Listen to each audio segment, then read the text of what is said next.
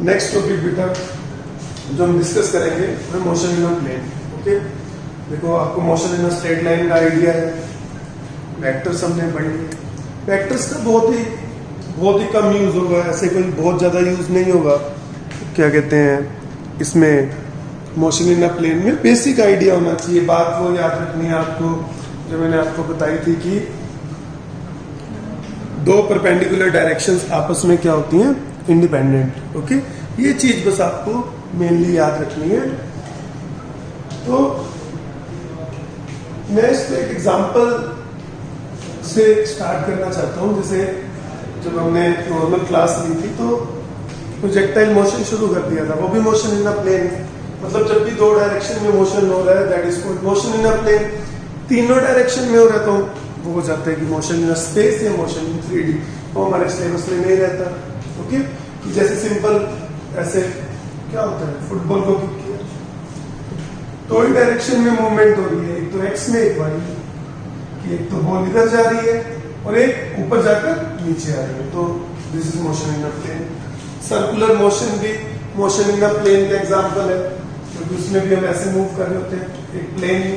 ये जो बोर्ड है ना ये प्लेन है, तो ये मतलब ऐसे याद रखा करो कि एक लाइन मैंने कर दी तो इसे बोलेंगे स्ट्रेट लाइन या मोशन इन 1D। पूरे बोर्ड में मूव हो रहे हैं तो वो मोशन इन अ प्लेन है। और अगर रूम की बात करें, पूरे रूम में मतलब मान लो रूम के एक कॉर्नर से आप डायगोनली अपोजिट कॉर्नर पे जा रहे हो तो आपको 3 डायरेक्शन में मूव करना पड़ेगा। That will become motion in 3D और मोशन इन स्पेस। ओके, तो थोड़ा सा ध्यान रखो, अपना कॉपी का पेज और बोर्ड हमेशा ये प्लेन है, इट्स अ 2 डायमेंशन। ठीक है, तो इसको मैं एक प्रॉब्लम डिस्कस करना चाहता हूं आपके साथ। रिवर प्रॉब्लम बोल देते हैं इसे। इसकी खास बात ये, जब ये क्वेश्चन मैं आपसे डिस्कस करूंगा ना, इसमें एक्सेलरेशन नहीं आएगा, कांस्टेंट वेलोसिटी कांस्टेंट स्पीड रहेगी, तो थोड़ा इजी हो जाता है समझना। तो अपना प्लान ये रहेगा, आज का लेक्चर ये वाला और एक और लेक्चर पेंडिंग है, तो थोड़ा सा प्रोजेक्टाइल डिस्कस कर लेंगे, थोड़ा सा यूनिफॉर्म सर्कुलर मोशन डिस्कस कर लेंगे। ओके, तो इसको समझो। रिवर प्रॉब्लम क्या है, हमें ये दिया हुआ है u दे रखा है speed of swimmer, speed of man बोल लो swimmer in still water, v दे रखा है स्पीड ऑफ रिवर।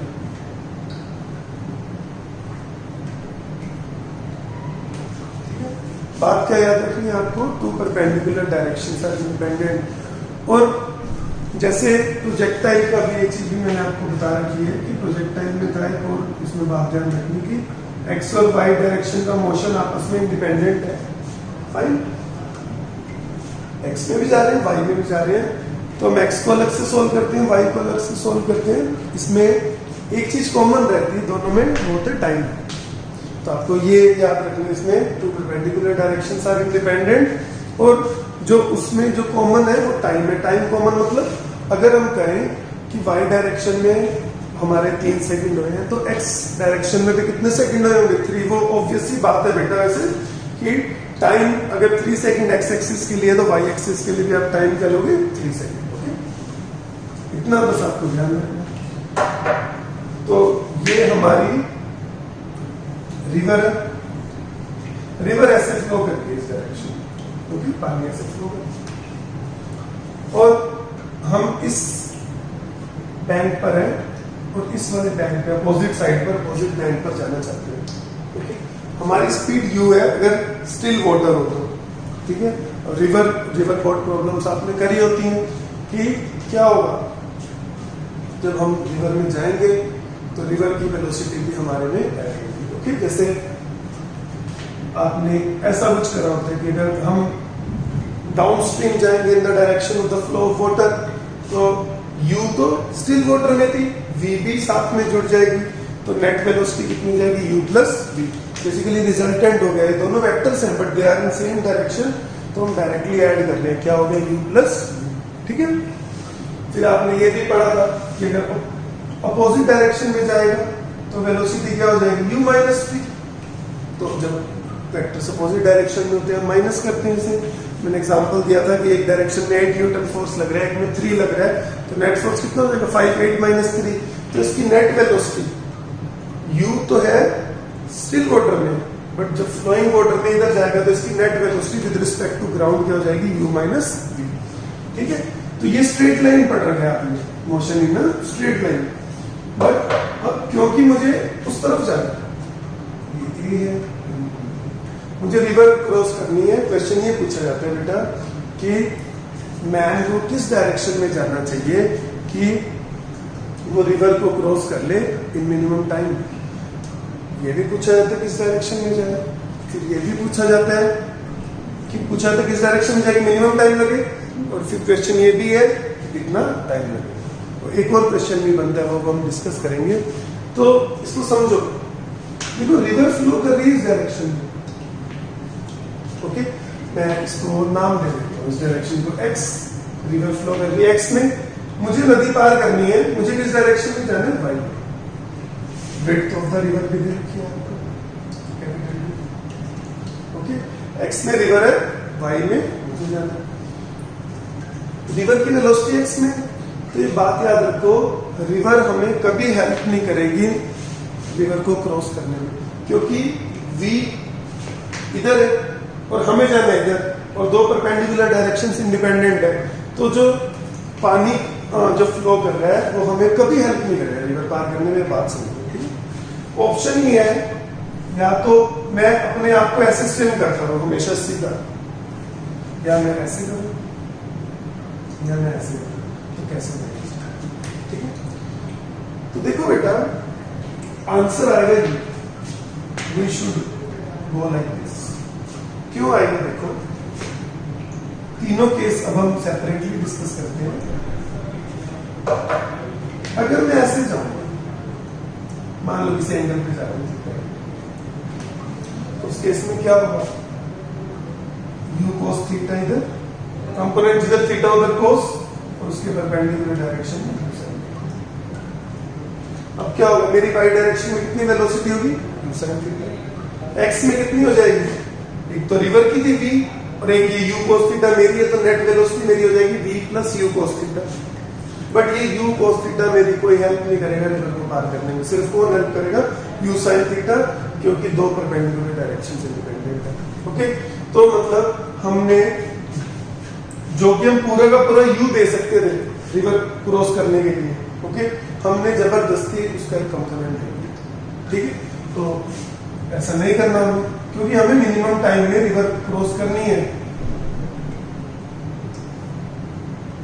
सोच के देखो, जो ये केस अभी मैंने बनाया था, y डायरेक्शन में वेलोसिटी आई थी u sin थीटा, तो मुझे कितना टाइम लगेगा रिवर क्रॉस करने में, y डायरेक्शन में डिस्टेंस कितना d, स्पीड कितनी दी लगी, u sin थीटा कितना टाइम लगेगा। sin थीटा की वैल्यू 0 से 1 में लाई करती है, मान लो थीटा 30 डिग्री होता तो sin 30 हाफ हो जाता, तो कितना यहाँ u/2 हो जाता, ओके। मतलब जबकि मैं पूरा का पूरा u दे सकता था y डायरेक्शन में, मैंने उसे u/2 कर दिया, तो it will take more time, okay. Similarly बेटा अगर ऐसे जाओगे तब भी यही होगा, इधर आ जाएगा u sin थीटा, इधर आ जाएगा u cos theta. Again you are giving a part of your speed in y direction, इस डायरेक्शन में x में हो जाएगी v minus u cos theta, v उधर है, u cos थीटा इधर है, u cos थीटा कोई हेल्प नहीं करेगा, ना v हेल्प करेगा, बस आप जबरदस्ती उधर भी जाओगे और इधर भी जाओगे, ठीक है। अब बात यह है कि मैंने जो आपको बताया कि हम सीधा जाएंगे, मतलब रिवर पार करनी है, उन्होंने ये नहीं कहा कि यहाँ से यहाँ पहुंचना है, रिवर पार करनी चाहिए, यहाँ पहुंचे कोई फर्क नहीं पड़ता, रिवर क्रॉस होनी चाहिए मिनिमम टाइम में, तो you will go like this. अब आपकी u स्पीड इधर रहेगी और रिवर की इधर थी v, तो v इधर, ठीक है, u उधर v इधर। नेट स्पीड क्या होगी, आपके नेट वेलोसिटी क्या होगी, resultant of these two vectors, perpendicular vectors का रिजल्टेंट क्या था, under root of a square plus b square, तो नेट आपकी वेलोसिटी हो जाएगी under root of u square plus b square. ये मैं जस्ट ऐसे बता रहा हूँ, ठीक है। रिजल्टेंट बीच में आएगा, वेलोसिटी के बीच में आएगी जो आपकी नेट होगी, मतलब आप अपने आप को सीधा रखोगे हमेशा, आप हमेशा ऐसे जाओगे, ऐसे स्विम करोगे, बट क्योंकि आपकी वेलोसिटी में रिवर की वेलोसिटी भी ऐड हो रही है तो आपकी नेट वेलोसिटी इधर हो जाएगी। आप खुद को इधर लेके जा रहे हो, रिवर इधर लेके जा रही है, तो कहीं ऐसे जाओ। ठीक है, इतनी बात।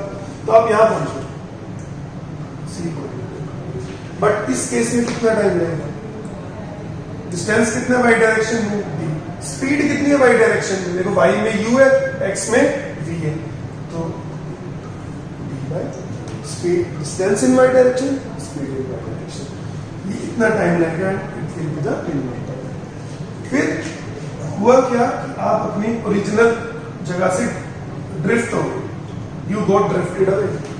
ठीक है, तो ये जो डिस्टेंस होता है इसको बोलते हैं ड्रिफ्ट। और ए के सामने वाला पॉइंट लो, आप कोशिश तो यहां जाने कर रहे थे बट यहां पहुंच गए, आपको रिवर पार करने के टाइम लगा मिनिमम। ठीक है, this is called drift. Drift कितनी होगी फिर? ड्रिफ्ट किस डायरेक्शन में? इस डायरेक्शन में। देखो ये फॉर्मूला यूज करेंगे हम कि डिस्टेंस क्या होता है? Speed into time. Simple formula, कोई एक्सेलरेशन नहीं। डिस्टेंस है मेरे एक्स डायरेक्शन में, तो मैं स्पीड भी किसकी लूंगा? एक्स डायरेक्शन की। एक्स में मेरी कितनी स्पीड है? टाइम, टाइम हम निकाल चुके हैं। आपको वहां तक पहुंचने में डी बाई यू टाइम लगा, मतलब एक्स डायरेक्शन के लिए भी टाइम कितना होगा? डी बाई यू, इसको टाइम स्पीड इनटू टाइम। तो ये हमारा डिस्टेंस हो गया और टाइम हो गया, और ये हमारे ओके। ऐसे क्वेश्चन सॉल्व हो जाएगा। इसको अच्छे से समझो कि सारा का सारा बात मैं ये यूज कर रहा हूँ कि two perpendicular directions are independent. Okay, और टाइम क्या है? फाइन। इसके बाद एक और बढ़िया इसका क्वेश्चन होता है, फिर इसी के ऊपर भी हम जरूर कर लेते हैं। ये पूछा जाता है कि हम किस डायरेक्शन में जाएं कि जो हमारी ड्रिफ्ट है वो जीरो हो जाए। ड्रिफ्ट जीरो होने का मतलब हम सीधा यहां पहुंचे ड्रिफ्ट में, इस केस में टाइम ज्यादा लगेगा। ठीक है, बट ड्रिफ्ट जीरो हो जाएगी। हमें तो यही करना है, टाइम की बात ही नहीं कह रहे, अब कह रहे हैं ड्रिफ्ट जीरो होनी चाहिए। तो क्वेश्चन आता है हम कैसे करेंगे? तो ऐसे जाना चाहिए, या आप सोच सकते हो कि इधर जाना चाहिए, कि हम इधर जाएंगे, रिवर इधर लेकर जाएंगे, नेट स्पीड हमारी कम हो जाएगी, तो हमें करनी बेटा जीरो। देखो आप ये चाहते हो कि एक्स डायरेक्शन में मेरा जो डिस्प्लेसमेंट है वो जीरो। एक्स डायरेक्शन में डिस्प्लेसमेंट कब जीरो होगा? जब आपकी एक्स डायरेक्शन में वेलोसिटी क्या हो जाएगी? जीरो। ये एंगल मान लो कि हम किसी थीटा एंगल पर जाएंगे, थीटा पे अपने को निकालना है, डायरेक्शन कुछ है किस डायरेक्शन में जाना है, तो हम ये कहेंगे कि we will make angle theta with the river. ठीक है, इस डायरेक्शन हॉरिजॉन्टल डायरेक्शन से। तो अब यहाँ पर आपकी स्पीड है यू साइन थीटा, टाइम कितना लगेगा? d by u sine theta. But अभी तक अपने को थीटा नहीं पता, थीटा कैसे निकलेगा? ये कंडीशन यूज करेंगे कि हमारी वेलोसिटी क्या होनी चाहिए एक्स डायरेक्शन में? जीरो।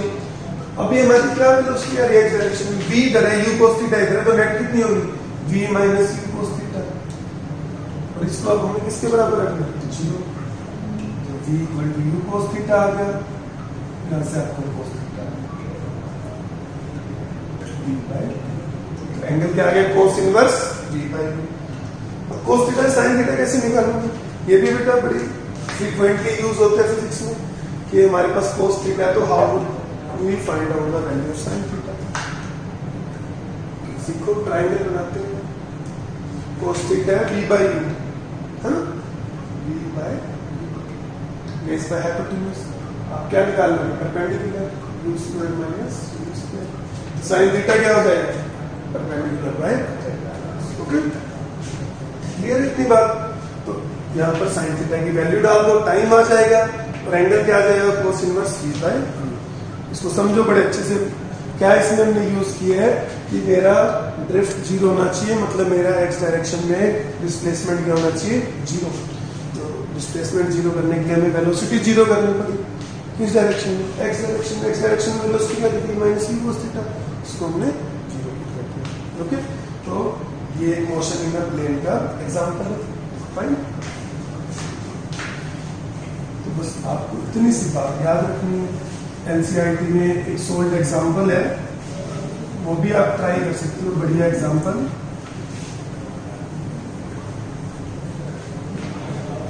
ये आप देखते हैं, we will take that example with us. एक सेकंड के लिए आपको वेट करना पड़ेगा।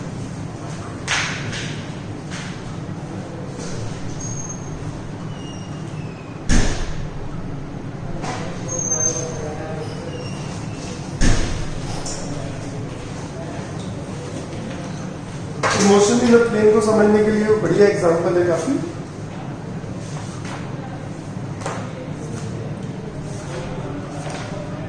तो यही बात आप उसमें समझोगे, एक्स डायरेक्शन अलग, वाई डायरेक्शन अलग। ये दे रखा एग्जांपल 4.5 है बेटा, चैप्टर 4 का। ये दे रखा particle starts from origin at t equal to 0। At t equal to 0 particle शुरू हुआ ओरिजिन से। ओके, वेलोसिटी है 5 i का।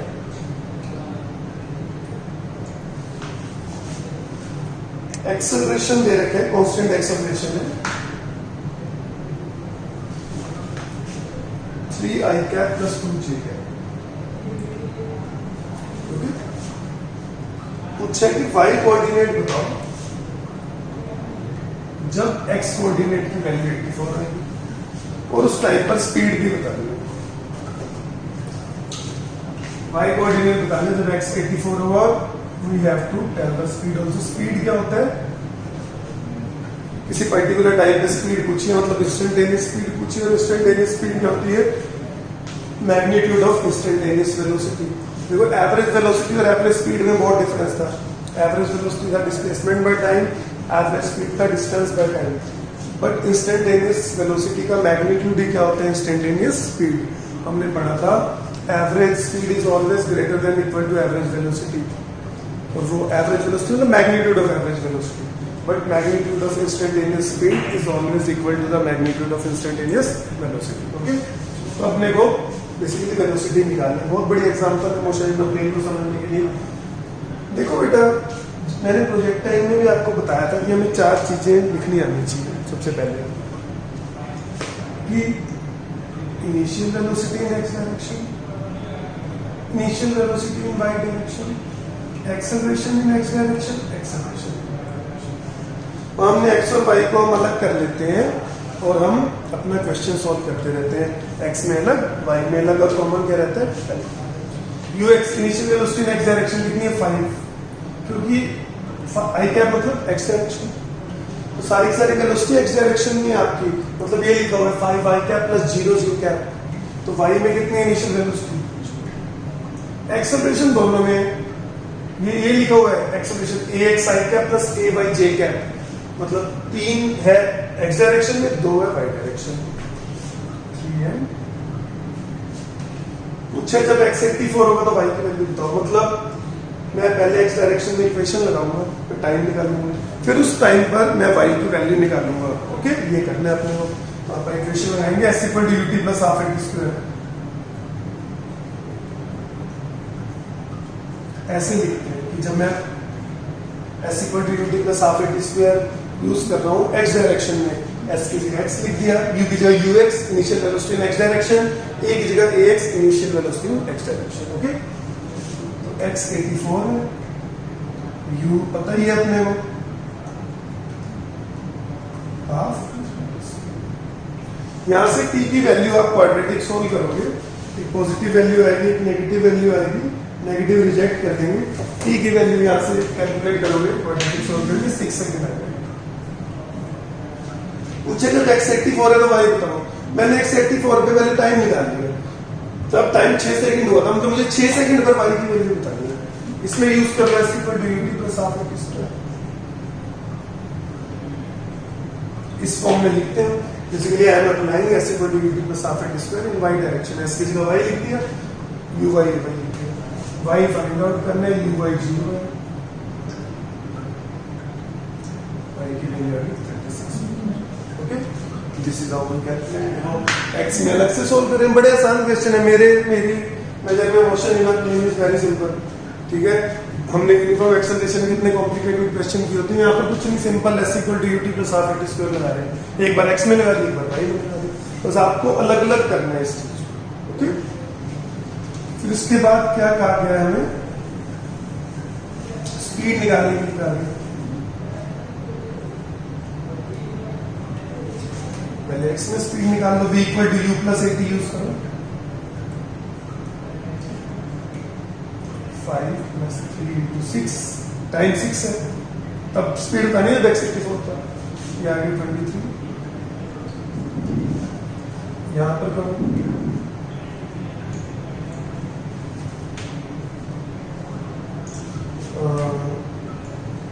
जीरो है, एक्स डायरेक्शन की स्पीड आ गई भाई क्या, तो I can write velocity vector as 23i cap plus 12j cap, ये कब की वेलोसिटी है, at equal to 6 second. Magnitude आपको आते हैं, अपने को स्पीड निकालनी है तो मैग्नीट्यूड निकालना है, under root of a square plus b square. देखो this is how we are using vectors, ये हमने वेक्टर्स में सीखा प्रीवियस लेक्चर में, ठीक है। कंपोनेंट्स करने, जिधर थीटा उधर cos, i cap plus j cap, then magnitude क्या होगा, under root of ax square plus b square. Okay fine, इतना आपको समझना, ठीक है। तो नेक्स्ट लेक्चर में मैं प्रोजेक्टाइल मोशन कवर कर दूंगा, और यूनिफॉर्म सर्कुलर मोशन अगर पॉसिबल हो पाया तो करेंगे, नहीं तो आप लोगों को तो पढ़ना ही है, क्योंकि मैं आपको वीडियो तो भेज ही चुका हूँ यूनिफॉर्म सर्कुलर मोशन की, और प्रोजेक्टाइल आप कवर करेंगे, सारे कॉन्सेप्ट्स कवर करेंगे। Okay, thank you.